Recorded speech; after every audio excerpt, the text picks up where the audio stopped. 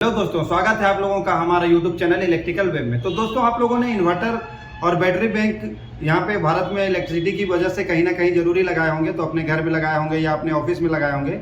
तो आज जो हमारा टॉपिक है उसी के ऊपर है कि हम लोग इन्वर्टर और बैटरी का जो सिलेक्शन करते हैं वो कैसे करते हैं। तो दोस्तों, आज का वीडियो ज़्यादा देर ना करते हुए मैं इसी पे करूंगा कि इन्वर्टर का सिलेक्शन और बैटरी का सिलेक्शन दोनों जो सिलेक्शन है हम कैसे करते हैं अपने घर और ऑफिस की वजह से। तो दोस्तों, सबसे पहले जो क्या है, हम इन्वर्टर का सिलेक्शन करेंगे और इन्वर्टर के बाद जो है हम लोग बैटरी का सिलेक्शन करेंगे कि कितने देर कितने घंटे के लिए हमको बैटरी की आवश्यकता पड़ेगी।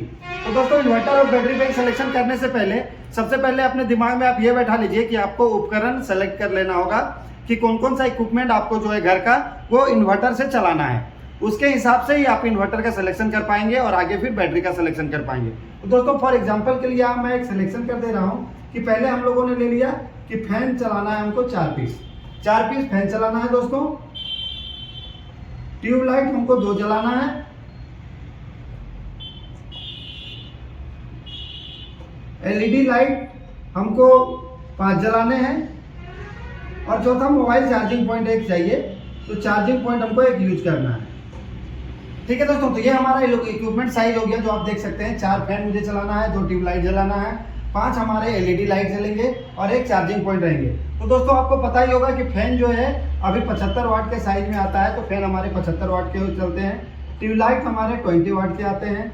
एलईडी लाइट आप समझ लीजिए 9 वाट का लगा रहे हैं आपने, और चार्जिंग पॉइंट जो है वो 15 वाट का ले रहे हैं। तो दोस्तों, यहाँ पे हमारा टोटल कैलकुलेशन ऐसे हो जाएगा, ये 300 वाट का हो गया, ये 40 वाट का हो गया, ये 45 वाट का हो गया और ये 15 वाट का हो गया। तो टोटल दोस्तों 500 वाट का जो हमारा है, ये टोटल जो है अब हम लोगों ने अपने दिमाग में बैठा लिया कि 500 वाट जो है मुझे इन्वर्टर के हेल्प से चलाना है। जब हमारी बिजली नहीं रहेगी और इन्वर्टर पे आएगा तो ये 500 वाट का लोड आएगा। तो दोस्तों, इसको हम इन्वर्टर कैसे सेलेक्ट करते हैं, चलिए आगे बताता हूं। तो दोस्तों, सबसे पहले तो आपका जो होता है इन्वर्टर में आपको मार्जिन फैक्टर लेके चलना पड़ता है, क्योंकि ये तो आपने कैलकुलेशन कर लिया 500 वाट।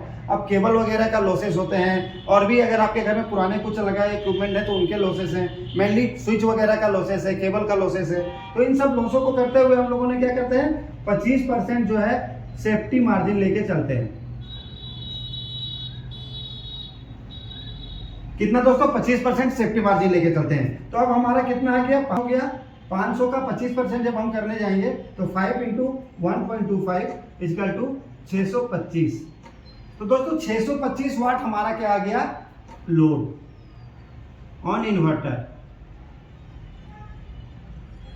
अब दोस्तों, यहां तक अभी तक हम लोगों ने सिर्फ लोड कैलकुलेट किया है कि हमें 625 वाट का लोड इन्वर्टर के ऊपर आ सकता है। जब हमारी बिजली नहीं रहेगी तो मैं इन्वर्टर के ऊपर 625 वाट का लोड दूंगा।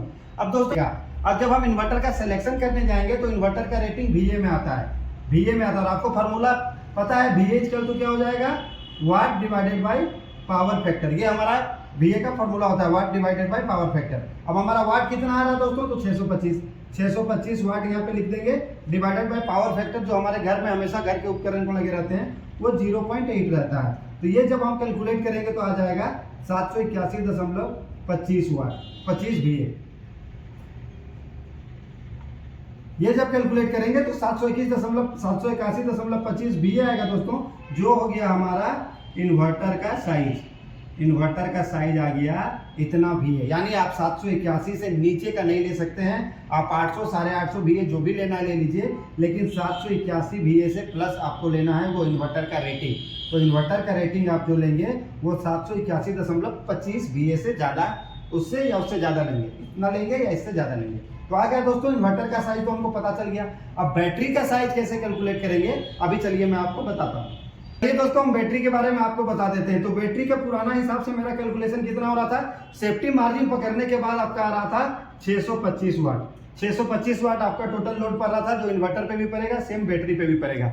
अब दोस्तों, बैटरी का जो कैपेसिटी है उसको निकालने का एक फॉर्मूला होता है, और बैटरी किस में हम निकालते हैं, AH में, एम्पियर आवर में बैटरी का रेटिंग होता है। तो वो हो जाएगा दोस्तों कि वाट इंटू आवर्स, कितने आवर्स तक आपको चलाना है, डिवाइडेड बाय कितने वोल्ट का बैटरी आपने लगा रखा है, इंटू बैटरी का एफिशिएंसी, इंटू इन्वर्टर का एफिशिएंसी। दोस्तों ये है हमारा बैटरी का एज निकालने का फॉर्मूला। वाट कितना यूज कर रहे हैं, कितने घंटे के लिए हम यूज कर रहे हैं, कितने वोल्टेज का बैटरी लगा रहे हैं, और बैटरी का एफिशिएंसी क्या है, और इन्वर्टर का एफिशिएंसी क्या है। तो इस हिसाब से आप अपना बैटरी का कैलकुलेशन कर सकते हैं दोस्तों। 625 वाट का हमारा लोड टोटल हो गया। 2 घंटे के लिए मुझे यूज करना है। 12 वोल्ट की उसमें बैटरी लगेगी, और बैटरी का एफिशिएंसी दोस्तों होता है 0.8, 80% लोड देंगे, और इन्वर्टर का भी एफिशिएंसी होता है 0.8। तो जब हम इसको कैलकुलेट करेंगे तो दोस्तों ये हो जाएगा 1250 डिवाइडेड हो जाएगा 12 इंटू 0.8 इंटू 0.8। अब जब इसको कैलकुलेट करेंगे दोस्तों तो ये हो जाएगा 1250 डिवाइडेड बाय 7.68, यानी 1250 और 7.68 को डिवाइड करेंगे तो 162 दशमलव समथिंग पॉइंट में आएगा। यानी आप बैटरी का कैपेसिटी जो भी लेंगे वो 162 AH से ऊपर या इतने का होना चाहिए। तो दोस्तों 162 का AH का तो होता नहीं है, तो आप यहाँ 180 AH का बैटरी चुन सकते हैं। आपका बैकअप टाइम भी थोड़ा बढ़ जाएगा। तो दोस्तों यहाँ ध्यान दीजिएगा, मैंने बैटरी बैकअप का टाइम 2 घंटे रखा है। इसी हिसाब से आप 3 घंटे 4 घंटे जितने देर के लिए आप कैलकुलेशन करना चाहेंगे कर लेंगे, और उस हिसाब से आप बैटरी का सिलेक्शन करके अपने घर में इन्वर्टर और बैटरी दोनों को सही से लगाएं, और इस हिसाब से चल के लगाएं। और मेरे चैनल को सब्सक्राइब कर दें और मेरे चैनल पर बने रहें। तब तक के लिए धन्यवाद। मिलते हैं आपसे नेक्स्ट वीडियो में।